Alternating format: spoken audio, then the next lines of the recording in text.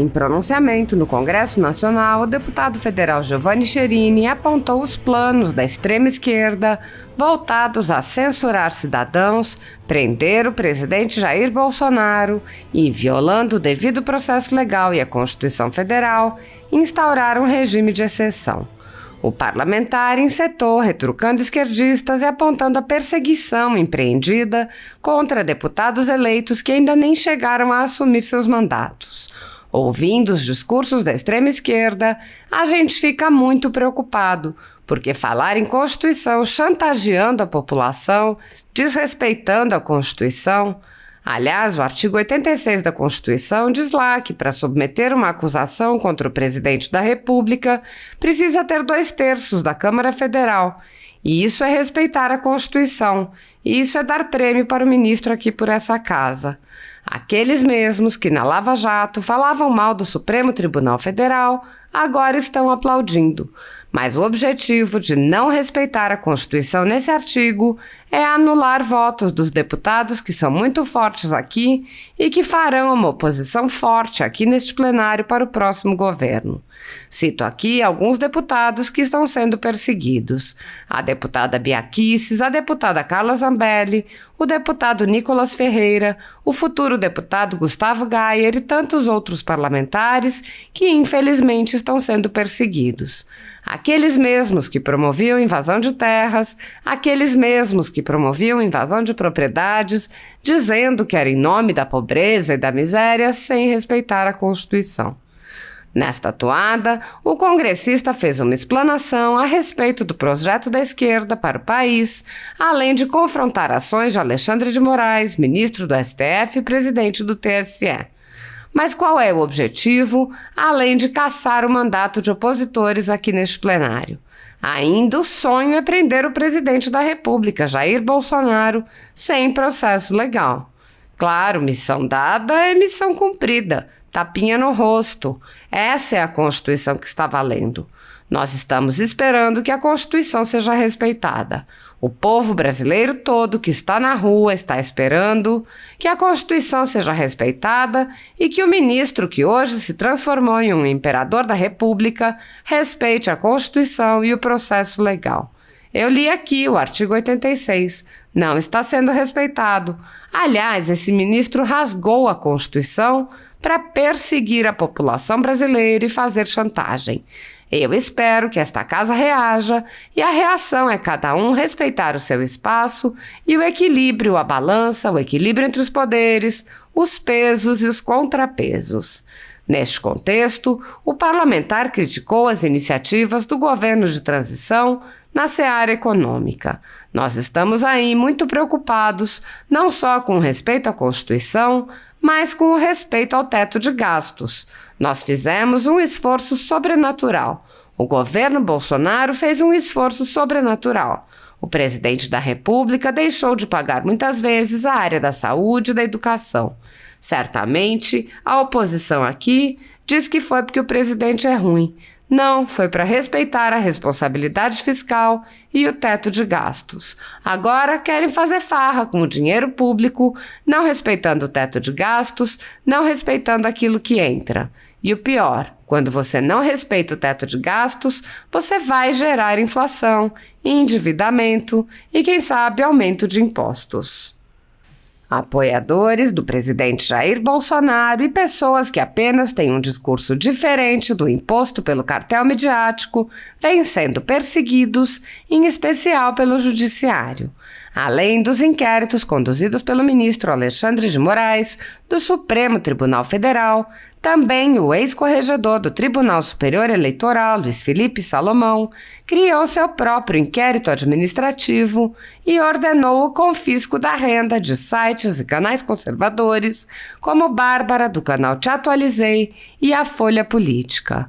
Toda a receita gerada pelo nosso jornal, desde 1º de julho de 2021, está bloqueada por ordem do TSE, com o aplauso dos ministros Luiz Roberto Barroso, Alexandre de Moraes e Edson Fachin. Há mais de 17 meses, toda a renda do nosso trabalho vem sendo retida sem qualquer previsão legal. Sem a possibilidade de receber a renda de seu trabalho, o jornal corre o risco de fechar. Se você apoia o trabalho da Folha Política e pode ajudar, use o QR Code que está visível na tela para doar qualquer quantia ou use o código ajude@folhapolitica.org. Caso não utilize Pix, há a opção de transferência bancária para a conta da empresa Raposo Fernandes, disponível na descrição deste vídeo e no comentário fixado no topo. Há 10 anos, a Folha Política faz a cobertura da política brasileira, mostrando atos, pronunciamentos e eventos dos três poderes, quebrando a espiral do silêncio imposta pelo cartel de mídia que quer o monopólio da informação. Pix ajude@folhapolitica.org. Assista. Senhores parlamentares, ouvindo os discursos da extrema esquerda, a gente fica muito preocupado, porque falar em Constituição, chantageando a população, desrespeitando a Constituição, aliás, o artigo 86 da Constituição diz lá: para submeter a uma acusação contra o presidente da República, precisa ter 2/3 da Câmara Federal. E o presidente se tornou réu, sem sequer ter passado aqui na Câmara Federal. Isso é respeitar a Constituição. Isso é dar prêmio para o ministro aqui por essa casa. Aqueles mesmos que na Lava Jato falavam mal do Supremo Tribunal Federal, agora estão aplaudindo. Mas o objetivo de não respeitar a Constituição, nesse artigo, é anular votos dos deputados que são muito fortes aqui e que farão uma oposição forte aqui nesse plenário para o próximo governo.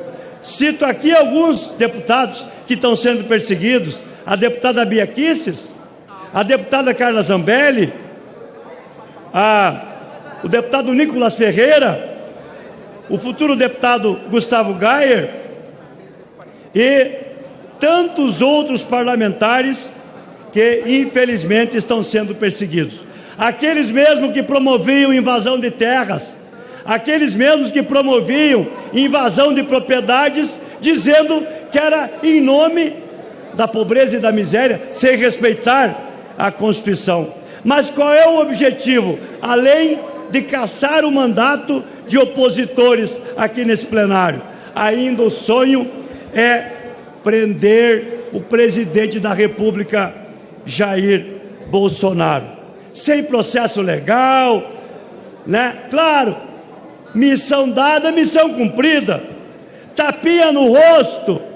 Essa é a Constituição que está valendo.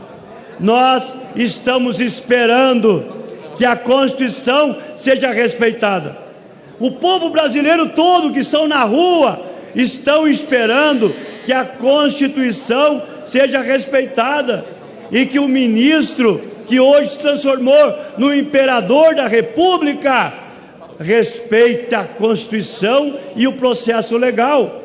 Eu li aqui o artigo 86, não está sendo respeitado. Aliás, esse ministro rasgou a Constituição para perseguir a população brasileira e fazer chantagem. Eu espero que essa casa reaja, e a reação é cada um respeitar o seu espaço. E equilíbrio, a balança, o equilíbrio entre os poderes, os pesos e os contrapesos.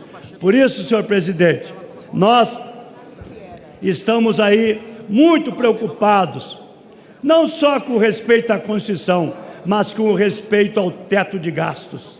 Nós fizemos um esforço sobrenatural. O governo Bolsonaro fez um esforço sobrenatural. O presidente da República deixou de pagar muitas vezes a área da saúde, educação.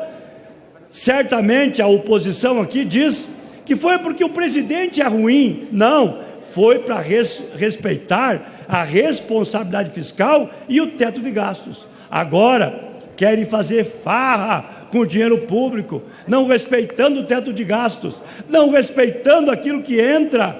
E o pior, Quando você não respeita o teto de gastos, você vai gerar inflação, endividamento e, quem sabe, aumento de impostos. Então, nós precisamos respeitar a Constituição, respeitar aqueles que cumpriram até agora, tendo um resultado fiscal dos melhores. Desde 96, o PIB brasileiro é o melhor, desde 96.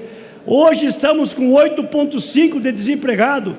Quando o presidente Bolsonaro assumiu, nós estávamos com 12%, 13%, 14% de desempregados no Brasil. E eles mentem, fazem fake news, dizendo que tem 33 milhões de brasileiros passando fome.